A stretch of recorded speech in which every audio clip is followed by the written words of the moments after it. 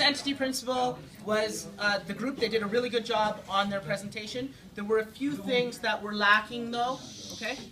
So one of the things was that idea of the affairs of the business owner and the company have to remain separate, but they can, they can talk to each other. They can cross-communicate kind of in a way that that's legal. And what did we talk about that legal way was? Yeah. If you work from home. If you work from home, things like that, yes. So part of your home could be your office, okay? And the government allows you to do that. The other way was through drawings and capital, okay? What I can do is I, as a person, as an owner, can relinquish some of my money and I can put it into the business as capital. Or I can take some money out of the business and I can regain some of that money, but it would be a drawing to the business. So that's how I talk, or that's how I as an owner communicate with my business. The business is separate, my accounting and my taxes and my personal life are separate, but if I need to put money into the business or transfer money, I can do that through capital. If I need to take money out, I can do that through drawing. So that is a legal way to do it.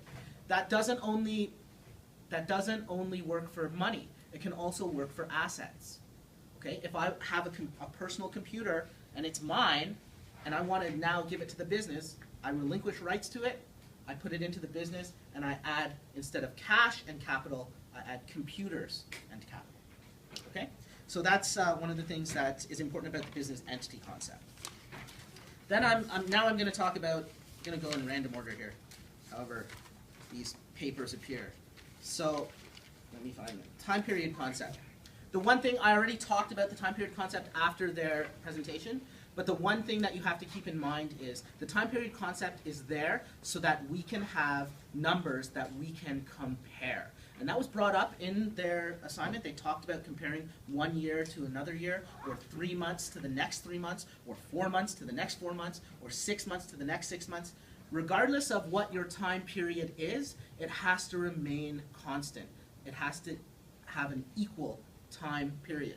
So if I report 3 months after I start up my business, I go 3 months, 3 months, 3 months, 3 months. That way, investors and people that want to look at the company and want to compare the company have the same time frames that they can compare. The first 3 months they made $1 million, then they made $1.5 million, then they made $2 million. Okay? I can tell that the company is increasing in revenue.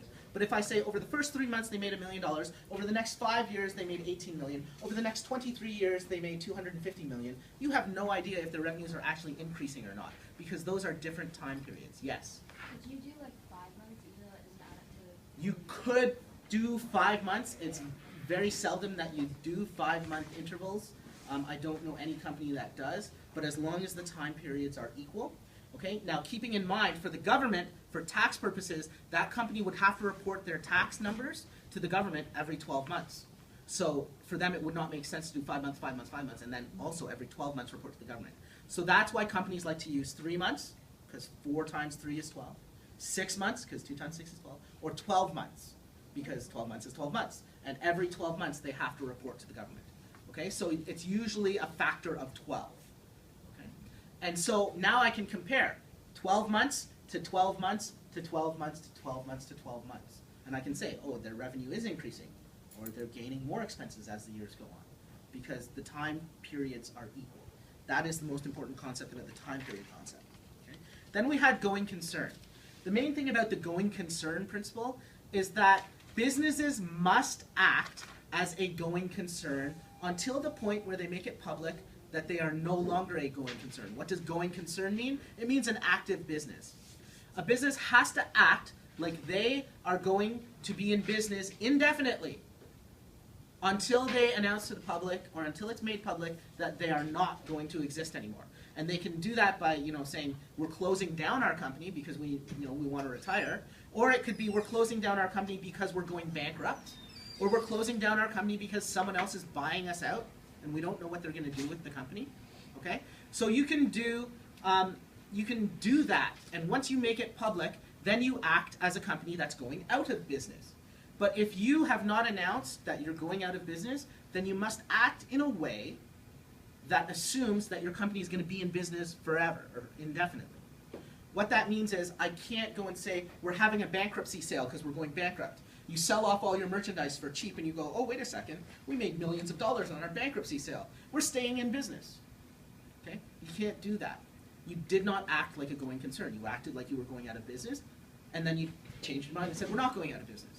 All right? So you've got to act as if you are a going concern. And what that means is, okay, you can't act as though all of your accounts receivables are money in your bank account. Okay? You have to act like, yes, we're going to go into the future, and 30 days from now, we're going to collect that money. Okay? We're not going to do it today because we're not going out of business. We're not going to go demand money from our debtors because we're not going out of business. So those account receivables stay open until we collect them. All right? Does that make sense? No? The cost principle. The main thing about the cost principle is that our assets are valued at their cost price. This does not make sense to a lot of people because you buy a car and you know as soon as you drive that car off the lot, you pay $20,000 for it. As soon as you drive it off the lot, it's not worth $20,000 anymore. So I buy a car for $20,000, I drive it over to my business, the most I could sell that car for is probably $19,000, $18,000 because now it's used, right? And a year later, there's no way that car's going to be worth $20,000. An accountant saw this. Right? A year later, on their balance sheet, they were saying, oh, my car, we got it for $20,000, it's $20,000. So they started saying, oh, wait, but my car's not worth $20,000, it's $15,000. And so they started changing numbers, $15,000. You're not allowed to do that. Okay?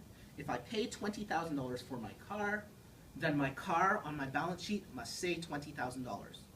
That is how much I paid for it. It's the cost principle.